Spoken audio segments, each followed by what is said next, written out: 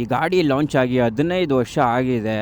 ಆದ್ರೂ ಇದರಲ್ಲಿರುವಂಥ ಇಂಜಿನ್ ಎಷ್ಟು ರಿಫೈನ್ಮೆಂಟ್ ಇದೆ ಅಂದರೆ ನೆಕ್ಸ್ಟ್ ಲೆವೆಲ್ ಇದೆ ಅಂತ ಅನ್ಕೊಳ್ಳಿ. ಪ್ರಾಬಬ್ಲಿ ಹೋಂಡಾದವ್ರು ತಿರ್ಗಾ ಲಾಂಚ್ ಮಾಡಿದ್ರು ಇಷ್ಟೊಂದು ರಿಫೈನ್ಮೆಂಟ್ ಬರೋದು ಡೌಟೇ ನನ್ನ ಪ್ರಕಾರ. ನಮ್ಮ ಅಪ್ಪನ ಕೈಲೇ ಆಗಿಲ್ಲ ಅಂದಮೇಲೆ ನಮ್ಮ ಅಪ್ರಾಣಿಗೂ ಇನ್ಯಾವನ್ ಕೈಲೂ ಆಗಲ್ಲ. One and only phase.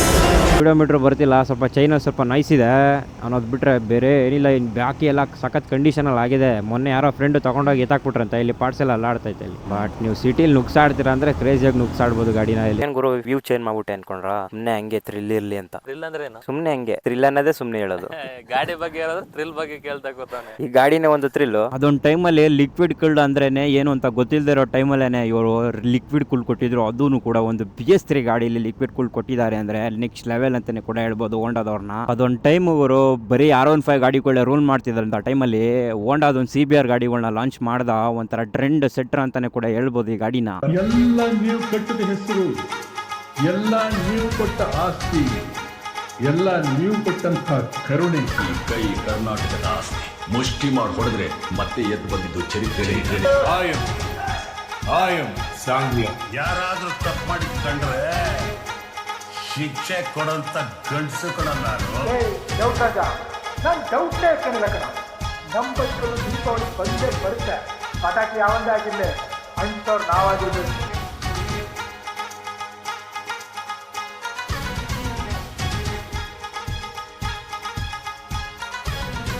Hello guys, ಎಲ್ಲರೂ ಹೇಗಿದ್ದೀರಾ? ಐ ಹೋಪ್ ಎಲ್ಲರೂ ಕೂಡ ಚೆನ್ನಾಗಿದ್ದೀರಾ ಅಂತ ಅನ್ಕೊಂಡಿದ್ದೀನಿ. ನಾನು ನಿಮ್ಮ ಪ್ರಶು ಕನ್ನಡಿಗ. ಇವತ್ತು ನಾನು ನಿಮಗೆ ಏನು ತೋರ್ಸೋದಕ್ಕೆ ಬಂದಿದ್ದೀನಿ ಅಂದರೆ the one and only piece, ಈ Honda CBR 150 RR guys. RR ಅಲ್ಲ, ಜಸ್ಟ್ RR ಅಷ್ಟೇನೆ. ಇವತ್ತು ನಮ್ಮ ಜೊತೆಗೆ ಇನ್ನೊಬ್ರು ಇದ್ದಾರೆ, ದಿ ಮಹೇಶ್ ಅವ್ರು ಕೂಡ ಇದ್ದಾರೆ.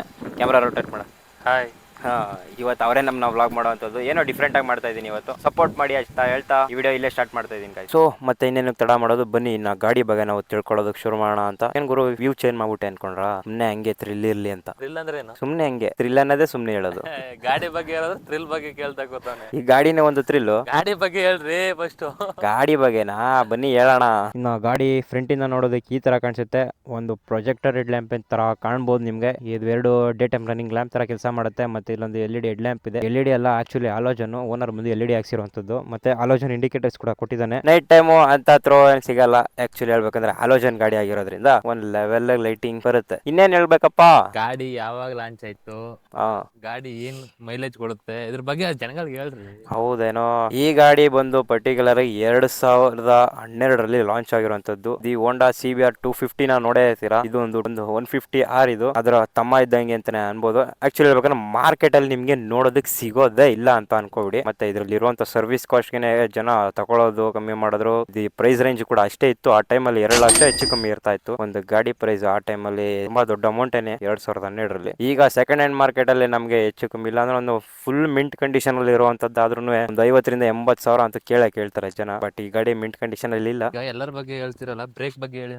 ಬ್ರೇಕ್ ಇನ್ನ ಗಾಡಿ ಬ್ರೇಕ್ ನೋಡೋದಾದ್ರೆ ನಮ್ಗೆ ಆಗಿನ ಟೈಮ್ ಅಲ್ಲೇನೆ ನಮ್ಗೆ 276mm ಡಿಸ್ಪ್ಲೇ ಸಿಗ್ತಾ ಇತ್ತು. ಅದು ನಿಸಿನ್ ಕ್ಯಾಲಿಪರ್ ಆಗಿರುತ್ತೆ. ಇನ್ನ ರೇರ್ ಬ್ರೇಕ್ ನೋಡೋದಾದ್ರೆ ರೇರ್ ಬ್ರೇಕ್ ಬಂದು ನಮ್ಗೆ 220mm ಡಿಸ್ಪ್ಲೇ ಸಿಗ್ತಾ ಇದೆ. ಸೇಮ್ ನಿಸಿನ್ ಕ್ಯಾಲಿಪರ್ ಸಿಗ್ತಾ ಇರುವಂತದ್ದು. ಸಖತ್ ಬ್ರೇಕಿಂಗ್ ಅಂತಾನೆ ಕೂಡ ಅಂತ ಅನ್ಕೋಬಹುದು. ಇನ್ನ ಗಾಡಿ ಬ್ರೇಕಿಂಗ್ ಬಗ್ಗೆ ಕೇಳಂಗಿಲ್ಲ ಅಂತ ಅನ್ಕೊಳ್ಳಿ ಗೈಸ್. ಕ್ರೇಜಿ ಬ್ರೇಕಿಂಗ್ ಇದೆ.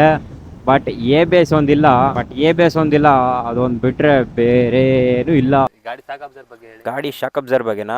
ಇನ್ನ ಗಾಡಿ ಶಾಕ್ ಅಬ್ಸರ್ವ್ ಬಗ್ಗೆ ಹೇಳೋದಾದ್ರೆ ನಮ್ಗೆ ಇವನು ಹೇಳೋ ತರ ಶಾಕ್ ಅಬ್ಸರ್ವ್, ನಾನು ಹೇಳೋ ತರ ಸಸ್ಪೆನ್ಷನ್ ಬಗ್ಗೆ ಹೇಳೋದಾದ್ರೆ ಫ್ರಂಟ್ ಬಂದು ನಮ್ಗೆ ಟೆಲಿಸ್ಕೋಪಿಕ್ ಸಸ್ಪೆನ್ಷನ್ ಸಿಗ್ತಾ ಇರುವಂತದ್ದು. ರೇರ್ ಬಂದು ನಮ್ಗೆ 5 ಸ್ಟೆಪ್ ಅಡ್ಜಸ್ಟೇಬಲ್ ಮೋನೋಶಾಕ್ ಸಸ್ಪೆನ್ಷನ್ ಸಿಗ್ತಾ ಇದೆ. ಆಕ್ಚುಲಿ ಪ್ರಿಲೋಡ್ ನ ಅಡ್ಜಸ್ಟ್ ಮಾಡಬಹುದು ಈ ಗಾಡಿಲಿ. ಗಾಡಿ ಸಸ್ಪೆನ್ಷನ್ ಕೂಡ ಸಖತ್ತಾಗಿ ಇದೆ. ಇನ್ನೂ ಓನರ್ ನಾನು ಕೇಳ್ದಂಗೆ ಸ್ವಲ್ಪ ಫ್ರಂಟ್ ವೀಕ್ ಆಗಿದೆ ಆಕ್ಚುಲಿ ಸಸ್ಪೆನ್ಷನ್. ರೇರ್ ಸ್ವಲ್ಪ ಸ್ಟಿಫ್ ಇದೆ. ರೇರ್ ಬಂದು ತುಂಬಾ ಸ್ಟಿಫ್ ಇದೆ ಸಸ್ಪೆನ್ಷನ್, ತುಂಬಾ ಸ್ಮೂತ್ ಏನಿಲ್ಲ. ಬಟ್ ಇಂಜಿನ್ ಮುಂದ್ಗಡೆ ಇವೆಲ್ಲ ಗಾಡಿ ಟೈರ್ ಬಗ್ಗೆ ಹೇಳೋದಾದ್ರೆ ಫ್ರಂಟ್ ಬಂದು ನಮ್ಗೆ 100/80 17 ಇಂಚ್ ವೀಲ್ ಸಿಗ್ತಾ ಇದೆ. ಇನ್ನ ರೇರ್ ಟೈರ್ ನೋಡೋದಾದ್ರೆ 120/80 17 ಇಂಚ್ ವೀಲ್ ಸಿಗ್ತಾ ಇದೆ. ರೇರ್ ಬಂದು ಎರಡೂ ಕೂಡ ಟ್ಯೂಬ್ಲೆಸ್ ಟೈರ್ ಆಗಿರುತ್ತೆ. ಆ ಟೈಮಲ್ಲಿ ಟ್ಯೂಬ್ಲೆಸ್ ಟೈರ್ ಬರ್ತಾ ಇತ್ತು. ಇನ್ನ ಗಾಡಿ ಸ್ಟೇಬಿಲಿಟಿ ಅಂತೂ ಒಂದು ಲೆವೆಲ್ ಓಕೆ ಇದೆ. ಎಲ್ಲೋ ಅಲೈನ್ಮೆಂಟ್ ಮಿಸ್ ಆದಂಗೆ ಅನಿಸ್ತಾ ಇದೆ ನನಗಂತೂ. ಗಾಡಿ ಬಂದು ಇಷ್ಟು ವರ್ಷ ಇಟ್ಕೊಂಡಿದಾರಲ್ಲ ಹೇಳಿ 2012ರಿಂದ 2026ವರೆಗೂ ಗಾಡಿ ಗಾಡಿ ಇಟ್ಕೊಂಡಿದ್ದಾರೆ ಅಂದ್ರೆ ಗ್ರೇಟ್. ಅದರಲ್ಲೂ ಕೂಡ 150cc ಗಾಡಿನ ಇಟ್ಟಿದ್ದಾರೆ ಅಂದ್ರೆ ಇನ್ನೂ ಗ್ರೇಟು. 250 ಇಟ್ಟಿರೋದು ನೋಡಿದೀನಿ ಬೇರೆಯವರು, ಬಟ್ 150 ಇಟ್ಟಿದ್ದಾರೆ ಅಂದಮೇಲೆ ತುಂಬಾ ಗ್ರೇಟ್ ಅಂತಾನೆ ಕೂಡ ಹೇಳ್ಬೋದು. ಎಲ್ಲ ಗಾಡಿ ಬಗ್ಗೆ ಹೇಳ್ತೀರಾ, ಇದ್ರ ಗಾಡಿ ಪೂರ್ತಿ ಹೇಳಿದ್ರಿ, ಬಟ್ ನನಗೆ ಇಂಜಿನ್ ಬಗ್ಗೆನೇ ಹೇಳಿಲ್ಲ. ಇನ್ನು ಗಾಡಿ ಇಂಜಿನ್ ಬಗ್ಗೆ ಹೇಳೋದಾದ್ರೆ ನಮಗೆ 149cc single cylinder liquid cool ಸಿಗ್ತಾ ಇದೆ. ಅದು BS3 ಗಾಡಿಲಿ ಲಿಕ್ವಿಡ್ ಕೂಲ್ ಸಿಗ್ತಾ ಇರುವಂತದ್ದು. ಮತ್ತೆ ನಮಗೆ 17 bhp ಅಂತ 14 Nm ಆಫ್ ಟಾರ್ಕ್ ಸಿಗ್ತಾ ಇದೆ. ನಕ್ಕನ್ ಕ್ರೇಜಿ ಪವರ್ಸ್ ಅಂತಾನೆ ಕೂಡ ಹೇಳ್ಬೋದು. ಅದರಲ್ಲೂ ಕೂಡ BS3 ಮಾಡಲ್ ಆಗಿರೋದ್ರಿಂದ ಪವರ್ ಯಾವ ತರ ಕಿಕ್ಕಿನ್ ಆಗುತ್ತೆ ಅಂದ್ರೆ ಅನ್ಪ್ರೆಡಿಕ್ಟಬಲ್ ಅಂತಾನೆ ಕೂಡ ಹೇಳ್ಬೋದು ಒಂದು ಪಾಯಿಂಟ್ ಆಫ್ ವ್ಯೂ ಅಲ್ಲಿ. ಇನ್ನ ಗಾಡಿ ಪವರ್ ಅಂತ ಬಂದಾಗ ಅಂತೂ ಪವರ್ ಮಾತ್ರ ಕ್ರೇಜಿ ಆಗಿದೆ. ನಾನು R15 ಕೂಡ ಓಡಿಸಿದ್ದೀನಿ, ಲೇಟೆಸ್ಟ್ ಜನರೇಷನ್ ಕೂಡ ಓಡಿಸಿದ್ದೀನಿ, ಮತ್ತೆ ಓಲ್ಡ್ ಜನರೇಷನ್ ಗಾಡಿನೂ ಕೂಡ ಓಡಿಸಿದ್ದೀನಿ. But for the first time ಒಂದು ಹೋಂಡಾ CBR ಗಾಡಿಗಳನ್ನ ಓಡಿಸ್ತಾ ಇರುವಂತದ್ದು ನನ್ನ ಲೈಫಲ್ಲಿ. ಈ ಹಳೆ ಗಾಡಿಗಳು ಓಡಿಸ್ಬೇಕಾದ್ರೆ ಸಿಗುವಂತ ಮಜಾ ಯಾಕೋ ಹೊಸ ಗಾಡಿಗಳು ಓಡಿಸ್ಬೇಕಾದ್ರೆ ಸಿಗೋದಿಲ್ಲ. ಯಾಕಂದ್ರೆ ಇದರಲ್ಲಿ ಇರುವಂತ ಅಡ್ರಿನಲ್ ಇದೆ, ಪವರ್ ಕಿಕ್ಕಿನ್ ಆಗೋದು ಕೂಡ ತುಂಬಾ ಈಸಿಯಾಗಿ ಗೊತ್ತಾಗ್ಬಿಡುತ್ತೆ. ಯಾಕಂದ್ರೆ BS6 ಗಾಡಿಗಳಲ್ಲಿ ಅಷ್ಟೊಂದು ಪವರ್ ಇರಲ್ಲ, ಎಲ್ಲಾನು ಕೂಡ ಅದು ಮುಗ್ಬಿಟ್ಟಿದ್ದಾರೆ ಒಳಗಡೆನೆ. ಈ BS3 BS4 ಗಾಡಿಗಳು ಇದೆಯಲ್ಲ, ಅದೊಂಥರ ಬೇರೆ ತರ ನೆಶೆ ಅಂತ ಅನ್ಕೊಂಡ್ಬಿಡಿ. ಇನ್ನು ಗಾಡಿ ಸೀಟೆಡ್ ಬಗ್ಗೆ ಹೇಳೋದಾದ್ರೆ 785mm ಸೀಟೆಡ್ ಇರುವಂತದ್ದು. ನನಗಂತೂ ಆರಾಮಾಗಿ ಗಾಡಿ ಕಾಲಿಡಿಸುತ್ತೆ, ಆರಾಮಾಗಿ ಓಡಾಡ್ಕೊಂಡು ಗಿಡಾಡ್ಕೊಂಡು ಎಲ್ಲ ಇರ್ಬೋದು ಈ ಗಾಡಿ. ಇದರಲ್ಲಿ ಇರುವಂತ ಹ್ಯಾಂಡ್ಲಿಂಗು ಏನ್ ಕ್ರೇಜಿ ಇದೆ ಅಂತೀರಾ.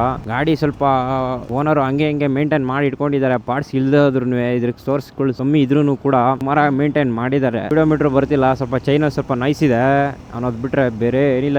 ಬಾಕಿ ಎಲ್ಲ ಸಖತ್ ಕಂಡೀಷನ್ ಅಲ್ಲಿ ಆಗಿದೆ. ಮೊನ್ನೆ ಯಾರೋ ಫ್ರೆಂಡ್ ತಗೊಂಡೋಗಿ ಎತ್ತಾಕ್ಬಿಟ್ರಂತ ಇಲ್ಲಿ ಪಾರ್ಟ್ಸ್ ಎಲ್ಲ ಅಲ್ಲಾಡ್ತೈತೆ ಇಲ್ಲಿ. ಬಟ್ ನೀವು ಸಿಟಿಲಿ ನುಗ್ಸಾಡ್ತೀರಾ ಅಂದ್ರೆ ಕ್ರೇಜಿಯಾಗಿ ನುಗ್ಸಾಡ್ಬೋದು ಗಾಡಿನ ಇಲ್ಲಿ. ಗಾಡಿ ಗ್ರೌಂಡ್ ಕ್ಲಿಯರೆನ್ಸ್ ಬಗ್ಗೆ ಹೇಳೋದಾದ್ರೆ ನಮಗೆ 150mm ಗ್ರೌಂಡ್ ಕ್ಲಿಯರೆನ್ಸ್ ಇದೆ. ಇಂಡಿಯನ್ ರೋಡ್ಸ್ಗೆ ತುಂಬಾನೇ ಕಮ್ಮಿ ಆಯಿತು. ಯಾವಾಗ ಎಲ್ಲಿ ಯಾವ ಹಳ್ಳಕ್ಕೆ ಬಿಟ್ಟಾಗ ಹೊಡಿಯುತ್ತೆ ಅನ್ನೋದು ಗೊತ್ತಾಗಲ್ಲ, ಮತ್ತೆ ಯಾವ ಹಂಸಕ್ಕೆ ಬಿಟ್ಟಾಗ ಗೊತ್ತಾಗುತ್ತೆ ಬೀಳುತ್ತೆ ಏಟು ಅನ್ನೋದು ಗೊತ್ತಾಗೋದಿಲ್ಲ. ಮೊದಲೇ ಗಾಡೀಲಿ ಪಾರ್ಟ್ಸ್ಗಳು ಸಿಗ್ತಾ ಇಲ್ಲ. ಈಗ ತಗೊಂಡ್ಬಿಟ್ಟು ಈ ಥರ ಪಾರ್ಟ್ಸ್ ಗಿಟ್ಸ್ಗಳು ಡ್ಯಾಮೇಜ್ ಆಗಿಬಿಟ್ರೆ ಮನೇಲೆಲ್ಲರೂ ಸುಮ್ಮನೆ ಶೆಡ್ ಹಾಕ್ಬಿಡ್ಬೇಕಾಗತ್ತೆ ಗಾಡಿ. ಇನ್ನು ಗಾಡಿ ಫ್ಯೂಲ್ ಟ್ಯಾಂಕ್ ಕೆಪಾಸಿಟಿ ಹೇಳೋದಾದ್ರೆ ನಮಗೆ 13 ಲೀಟರ್ ಫ್ಯೂಲ್ ಟ್ಯಾಂಕ್ ಇರುವಂಥದ್ದು. ನನ್ನ ಅವರೇಜ್ ನಮಗೆ 50 ಕೊಡುತ್ತೆ ಅಂದ್ರೂ ಆರಾಮಾಗಿ 500ರಿಂದ 600 ಕಿಲೋಮೀಟರ್ ಆರಾಮಾಗಿ ಹೋಗಿದ್ದು ಬರ್ಬೋದು ಒಂದು ಫುಲ್ ಟ್ಯಾಂಕಲ್ಲಿ. ಸ್ಪೀಡೋಮೀಟರ್ ಬಗ್ಗೆ ಹೇಳ್ಬೇಕು ಅಂತ ನನಗೆ ತುಂಬಾ ಆಸೆ, ಬಟ್ ಏನು ಮಾಡ್ತೀರಾ ಸ್ಪೀಡೋಮೀಟ್ರೇ ಬರ್ತಾ ಇಲ್ಲ ಗಾಡೀಲಿ. ಎಲ್ಲೋ ಫ್ಯೂಸ್ ಹೋಗಿದೆ ಅಂತಾರೆ, ರೆಡಿ ಮಾಡೋದ ಅಂತ ಸೀಟ್ ತೆಗೆದೆ, ಫ್ಯೂಸ್ ಬಾಕ್ಸೇ ಕಾಣಲಿಲ್ಲ. ಅದಕ್ಕೆ ವಾಪಸ್ ಇಟ್ಬಿಟ್ಟೆ. ನೀವೇ ಸಿಂಪಲ್ ಆಗಿ ನೋಡ್ಕೊಂಡ್ಬಿಡಿ. ಸಿಂಪಲ್ ಆಗಿ ಹೇಳ್ತೀನಿ ನಾನು ನಿಮಗೆ. ಇಲ್ಲೊಂದು ದೊಡ್ಡದಾಗ ಒಂದು RPM ಬಾರ್ ಇದೆ, ನ್ಯೂಟ್ರಲ್ ಲ್ಯಾಂಪ್ ಇದೆ, ಮತ್ತೆ ಇಲ್ಲಿ ಟೈಮ್ ಕೂಡ ತೋರಿಸುತ್ತೆ, ಮತ್ತೆ ಎಷ್ಟು ಸ್ಪೀಡ್ ಹೋಗ್ತೀರಾ ಅಂತ ಕೂಡ ತೋರಿಸುತ್ತೆ. ಫ್ಯೂಲ್ ಗೇಜ್ ಇಲ್ಲೇ ಕೂಡ ಒಳಗಡೆ ಇಂಡಿಕೇಟ್ ಮಾಡಿದ್ದಾರೆ. ಬಟ್ ಈ ಗಾಡಿಲಿ ಏನೂ ಬರ್ತಾ ಇಲ್ಲ ಸ್ಪೀಡೋಮೀಟರ್. ಸುಮ್ಮನೆ ಒಂದ್ ಮೇಲೆ ಇಮೇಜ್ ಹಾಕ್ಬಿಟ್ಟು ತೋರಿಸ್ತಾ ಇರುವಂತದ್ದು ನಿಮಗೆ ಈಗ. ಬಟ್ ಸ್ಪೀಡೋಮೀಟರ್ ಬರ್ತಾ ಇಲ್ಲ ಅಂತ ಬೇಜಾರ ಬಿಟ್ರೆ ಗಾಡಿ ಓಡಿಸ್ತಾ ಇದೀನಲ್ಲ ಅನ್ನೋದು ಒಂದು ಫೀಲ್ ಇದೆಯಲ್ಲ ಬೇರೆ ಅಂತ ಅನ್ಕೊಂಡ್ಬಿಡಿ. ಮತ್ತೆ ನೀವು ಗಾಡಿ ಹಾರನ್ ಸೌಂಡ್ ಕೇಳಿಸ್ಕೊಂಡಿಲ್ಲ ಅಲ್ವಾ?